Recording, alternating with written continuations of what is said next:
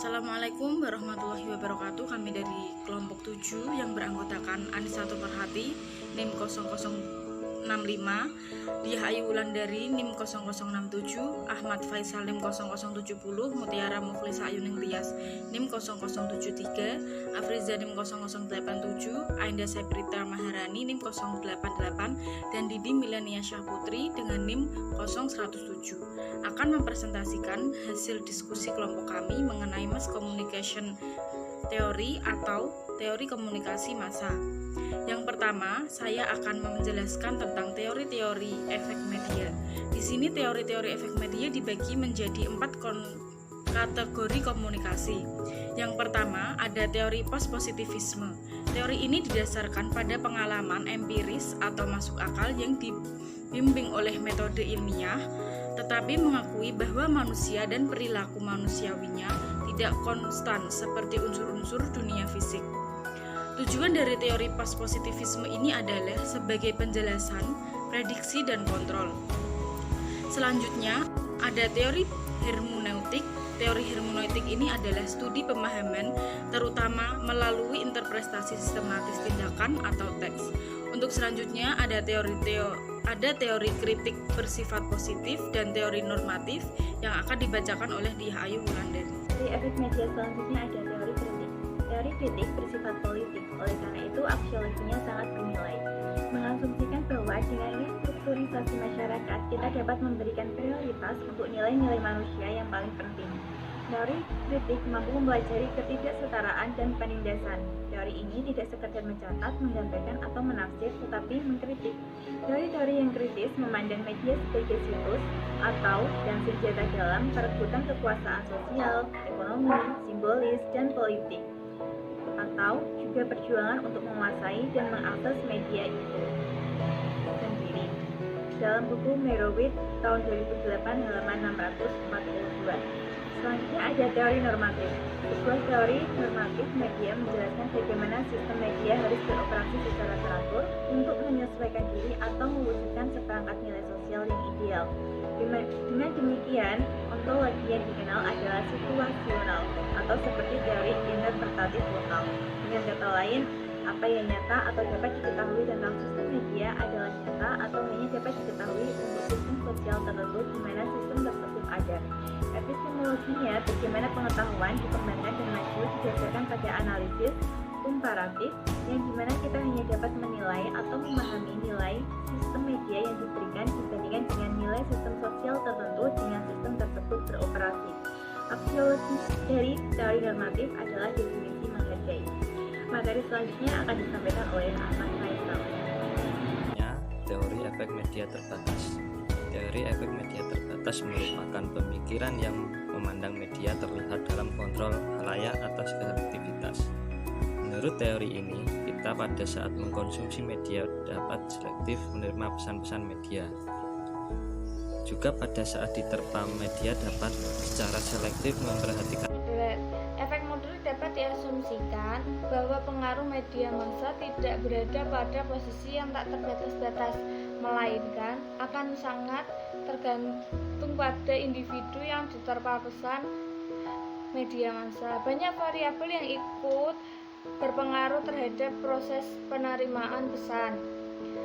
Tingkat pendidikan, lingkungan sosial, kebutuhan, sistem nilai yang dianutnya, dan lain-lain. Teori yang tepat untuk menggambarkan adalah teori kebudayaan atau teori kultural teoris.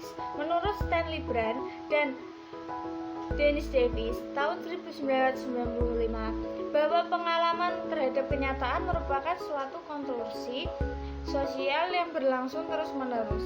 Jadi, bukan sesuatu yang hanya dikirimkan begitu saja ke publik.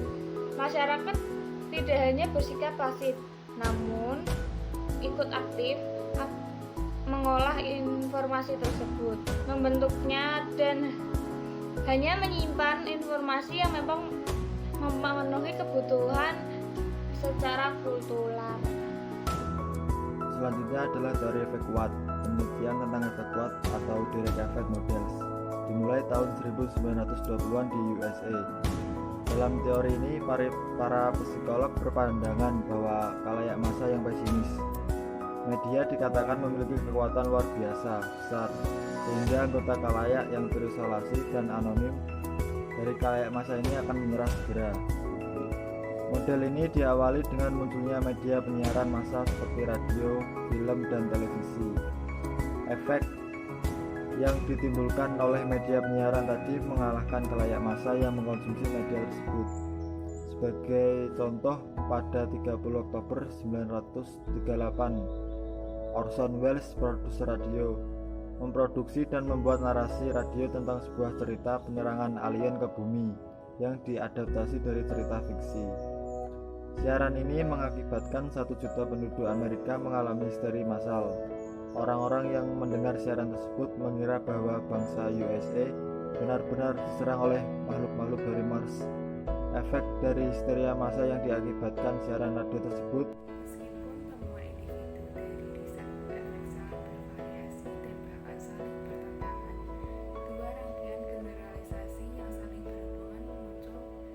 Tendensi yang pertama, yaitu pengaruh media jarang terarah karena hampir selalu diperalami oleh perbedaan individu.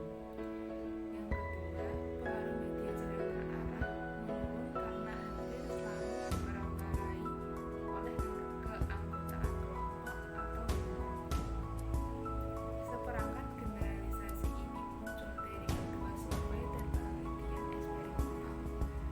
Mereka mengenali dua faktor yang biasanya dapat berfungsi sebagai hambatan efektif terhadap pengaruh media, tetapi mereka juga meningkatkan kemungkinan pengaruh dari media tersebut.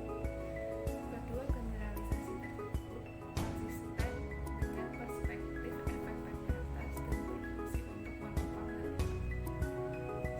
Studi demi studi mengukuhkan keberadaan mereka dan memperluas pemahaman kita tentang cara mereka bekerja.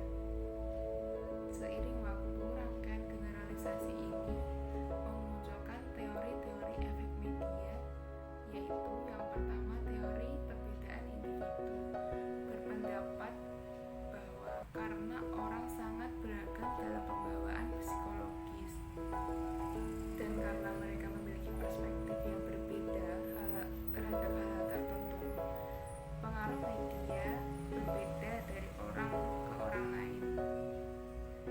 Lebih khusus, pesan-pesan media memuat sifat-sifat stimulus tertentu yang memiliki interaksi berbeda dan berinteraksi dengan karakteristik anggota diri.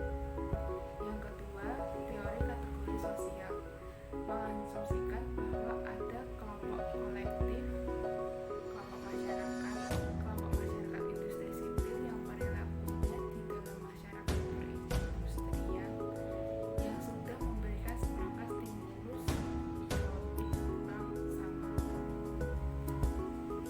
Selain itu, orang-orang dengan latar belakang yang sama, misalnya usia, jenis kelamin, tingkat pendapatan, afiliasi agama, akan memiliki pola pemaparan media yang sama dan reaksi yang serupa terhadap pemaparan tersebut.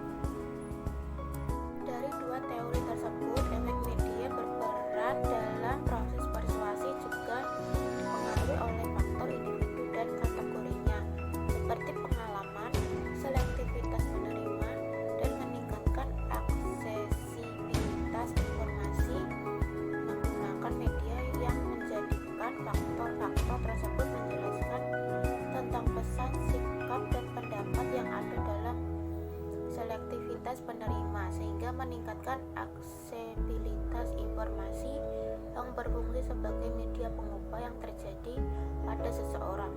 Karena efek media massa dalam persuasi menimbulkan perubahan sikap, perubahan kecil pada intensitas sikap lebih umum terjadi daripada konversi atau perubahan seluruh sikap dari satu pihak asalnya ke pihak yang lain. Efek media massa berperan dalam proses persuasif, yakni meyakinkan serta mempengaruhi orang lain untuk mengambil keputusan sesuai dengan yang diharapkan. Efek media massa tidak saja mempengaruhi sikap seseorang, namun dapat mempengaruhi perilaku bahkan pada tataran yang lebih